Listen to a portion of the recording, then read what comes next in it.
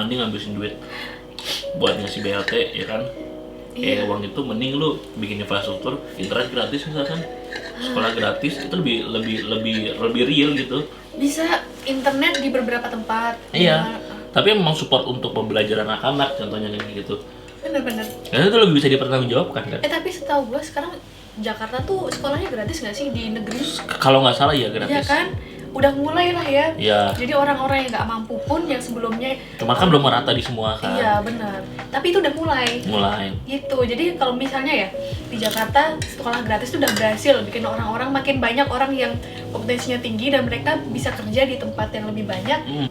Tapi yang kasihan itu kalau si anak-anak siswanya karena udah gratis jadi nggak bisa bohong buat beli apa gitu ya kan. Iya. Tapi kan jadi mendidik mereka tidak berbohong. Iya, bukan kasihan.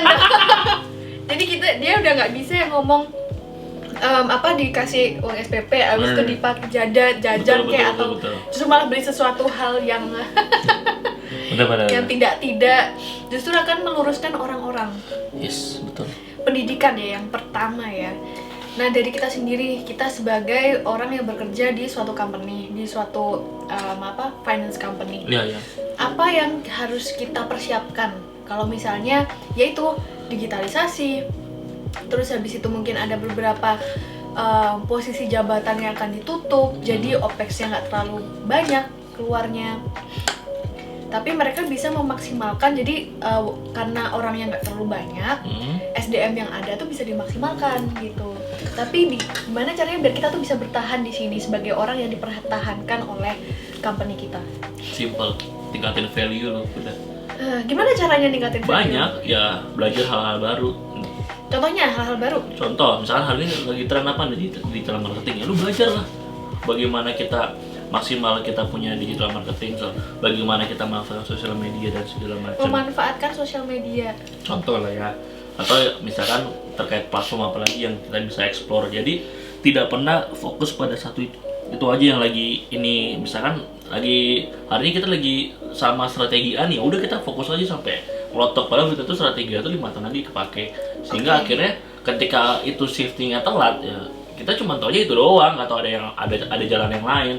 Tapi ketika kita sudah mulai ada strategi yang lain, channel yang lain, kita udah mulai tahu, dan kan pasti manajemen juga akan melihat, oh ini orang kompeten nih kalau kita pindah untuk transfer ke strategi ini misalkan, nah gitu, sehingga kita punya value-nya di situ sebenarnya. Jadi tingkatkan value, kita punya kompetensi tambahan selain yang kita pegang sekarang. Karena betul. Yang utamanya tetap butuh. Gitu. Jadi kita tetap harus kayak sharpening apa yang udah kita mampu, tapi juga sebelum itu dibutuhkan kita tuh udah tahu duluan gitu ya. Betul, ya kayak gini aja, siapa dulu yang duga kalau YouTube jadi bagi beberapa orang ya, jadi YouTuber tuh justru malah bisa jadi source utama. Iya, jadi source. Bahkan anak-anak yang waktu itu yang video Pak Jokowi yang kasih pertanyaan ke anak-anak gitu, bahkan ada yang ditanya ceritanya kalau kita dulu kan dokter, polisi, hari ini apa? Dia bilang YouTuber atau gamers, atau mereka itu kayak satu hal yang masa iya dulu tuh orang nggak kepikiran jadi itu kan, kayak gitu. Iya. Tapi teman gua dari dulu dia SMA sebenarnya dia udah dapat uang dari jadi gamer loh. Oh ya? Karena apa ya? Ada beberapa orang yang mau mengeluarkan uang untuk dia bisa mencapai level tertentu di game itu. Jadi dia bayar temen gua mahal. Mereka kalau misalnya bisa naik beberapa level dikasih 3 juta 4 juta kayak gitu, serius. Jadi dari dulu, tapi ini sebenarnya gue nggak tahu ya, ini sebenarnya boleh dicontohkan apa enggak. Tapi di beberapa negara game itu udah jadi suatu kurikulum. Iya. Iya kan? Karena jadi lahan pekerjaan kan? Iya, karena itu bisa jadi lahan pekerjaan yang sustain. Tapi selain gaming itu sendiri, sebenarnya kan kayak misalnya perusahaan-perusahaan gaming itu kan dia butuh tester kan. Dia butuh orang yang nge-testing. Jadi kita bisa aja bekerja benar-benar dapat payroll yang per bulan sebagai tester game. Bisa jadi. Iya kan? Jadi kalau misalnya kita udah jadi gamer pro ya atau kita developernya yang nge-create game-nya kan? Bisa, developer. Cuma kalau developer kan harus yang UX, UA dan lain-lain. Dia harus tahu programming gitu-gitu kan. Sedangkan kalau gamers itu sendiri ya by practice. Iya, betul. Banyak sih. Ya itu makanya kenapa itu bisa muncul ya, kurikulum itu mungkin salah satunya karena ngeliat ya, karena kan olahraga. Potensi kan? Ya kan olahraga jadi pekerjaan orang jadi olahragawan, tapi kan hari ini olahraga ada juga e-sport. Iya, e-sport. Iya, jadi bisa jadi e-sport itu akan jadi materinya itu yang tadi, karena menjadikan itu sebagai salah satu sumber source juga gitu, income. Iya. Tapi gue tuh juga mikir makin lama mungkin gak sih kayak konsol itu udah nggak ada lagi karena kita udah mulai pakai ini gak sih VR. Kita udah itu kayak berkembang jadi VR gitu kan. Bisa? Jadi kita kompetensinya sebagai gamer itu nggak cuman berdasarkan konsol atau PC tapi juga VR. Ya, tapi kayak VR nggak terlalu rame deh sekarang ya. Kalau sekarang belum. Tapi siapa tuh Mark Zuckerberg itu dia udah punya perusahaan sendiri untuk mengembangkan VR. Selain dia pegang Facebook, dia udah megang Instagram juga kan sama WhatsApp.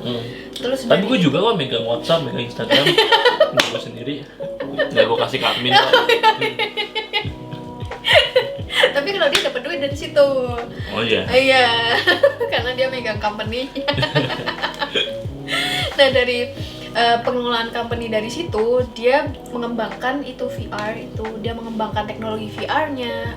Terus kayak kalau misalnya ngeliat di YouTube, dia tuh ada banyak orang yang duduk berjajar-jajaran pakai VR itu. Jadi mereka jadi tester. Dan orang-orang itu kan nggak mungkin mereka duduk-duduk manis di situ nggak dibayar. Iya sih, tapi kayaknya itu kan nggak lahan pekerjaan yang ini Jang. Itu kan kayak penonton bayaran jadi. Kamu kan dibayar. Oh iya. Tapi yang hilang bukan penonton bayaran. Sekarang hilang nih. Gara-gara Covid, bener. Yang itu hilang. Iya. Udah nggak ada sekarang. Kasian tuh. Tante Ali Sugigi. Iya, kasihan dia. Gue pernah loh, tapi apa? Jadi itu penonton bayaran. Enggak, tapi bukan di Uya Lala kayak di acara-acara TV yang lain. Oh iya, kayak serius? debat gitu-gitu ada bayar. Waktu itu buat nyari dana acara kampus. Lumayan cuy, sehari seorang dia harga 100.000. Kalau panitia 30 orang berangkat semua dapat 3 juta. Iya, benar juga. Lumayan, pada Maksudnya waktu kita cuma seneng-seneng aja, kita happy-happy dan dibayar, coy. Ini cuma jadi penonton doang gitu. Iya. Tapi itu tutup nanti, udah nggak ada. Iya. Tapi pada saat itu Bayaran. bisnis yang menjanjikan gitu. Bisnis yang menjanjikan. Kalau ke depan apa dong? Ya, Ini belum digital. selesai nih. Digital marketing. Kalau sampai selesai baru habis nih. Ini tulang loh, Jeng. Apa namanya? Ya pasti digital marketing dari agensi digital itu sih. Agensi digital. Agensi advertising digital gitu. Advertising, gitu iya banyak. benar-benar advertising. Sekarang kan kayak dulu itu banyak yang kita lihat ya, banyak banner di mana-mana, sedangkan itu kayak udah nggak relevan lagi nggak sih? Sekarang kan yang kita lihat justru kalau misalnya kita scrolling Instagram, terus habis itu muncul karena pakai klik per P atau apa ya istilahnya. Orang-orang yang suka jajan baju itu bakal kelihatan muncul iklan-iklan baju. Ya betul. Iya, Karena kan? udah ngebaca apa kayak Iya, ada algoritmanya. Algoritmanya gitu.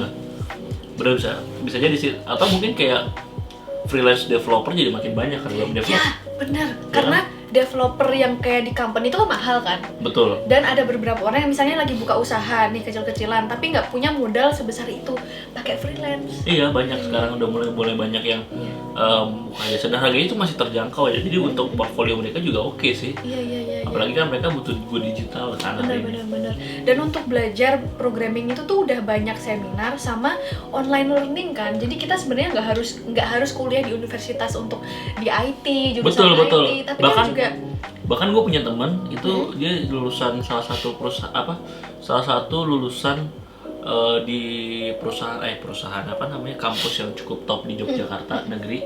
Ya lu tau lah ya. Jurusan lu tau apa? apa? Filsafat. Oke. Dan sekarang dia bekerja di salah satu perusahaan media yang lumayan besar sebagai IT. Oh iya, gila nggak? Filsafat langsung jadi IT karena dia belajar sendiri ya? Ya, pas lulus dia belajar sendiri selama setahun. Kursus atau apa. Jadi maksud gua bukan hal yang nggak mungkin kalau kita mau. Yang penting kuncinya kita mau belajar aja, mau update itu. Kayak misalnya kita nggak punya background kayak lu. Emang lu dulu psikolog belajar cara ngedit video? Enggak, Pasti iya. lu belajar kan? Iya, benar. Artinya sehingga lu bisa hari ini bikin create YouTube untuk editing sendiri. Nggak mungkin lu akan minta tolong temen terus kan? Mungkin awal-awal pas dasar awal lu minta tolong, tapi kan lu belajar abis itu. Iya, benar. Kayak gitu ya, karena nggak sesuai dengan background kita kan? Iya, benar sih. Jadi kayak lebih menyesuaikan ke depannya kebutuhannya apa, dan itu nggak harus sesuai sama universitas. Bisa jadi Elon Musk sendiri bilang dia kan drop out. Dia tuh cuman Bodoh ya, lu pintar gua berarti. dia drop out nggak sih? Dia tuh kuliah 1 lulus. Habis Ya itu nggak drop out dong kalau gitu. tapi habis itu dia kayak pengen double degree itu loh Ah, di Harvard atau Stanford. Nah habis itu di situnya dia drop out karena dia merasa kok gue udah bayar tapi gue nggak dapet apa-apa. Terus dia bilang sendiri sebenarnya apapun yang kita mau pelajarin sekarang udah gratis. ya tadi kalau itu. Mm-mm.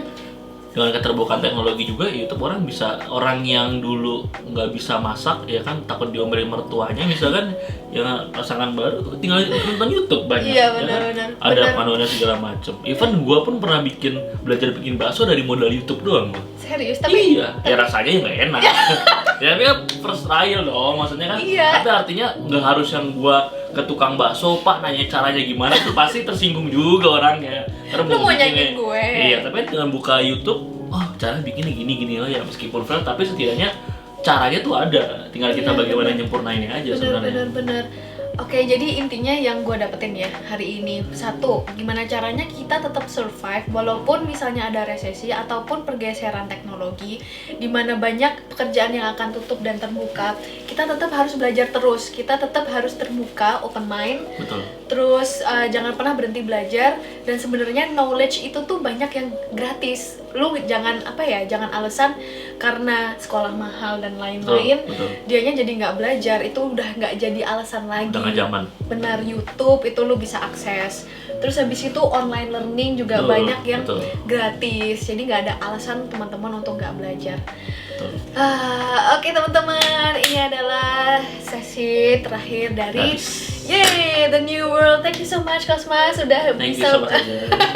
kita belajar banyak banget dari Cosmas, jadi kita kuras habis-habisan walaupun dia kepedesan. Enggak, biasa aja. Oh enggak, cuman pilek aja ya. Iya. Karena mungkin kita kepedesan justru malah jadi tambah kreatif gak sih?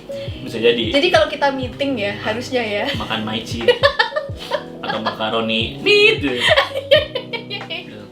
bener. Jadi justru meningkatkan kreativitas kita. Oke teman-teman, semoga hari ini akan dapat banyak inspirasi buat teman-teman di sana. Mungkin teman-teman juga mau belajar banyak juga. Jadi teman-teman jangan berhenti untuk belajar. Kita ketemu lagi di episode berikutnya. Jangan lupa subscribe. Bye. Aku mau makan tulang ya, malu depan kamera.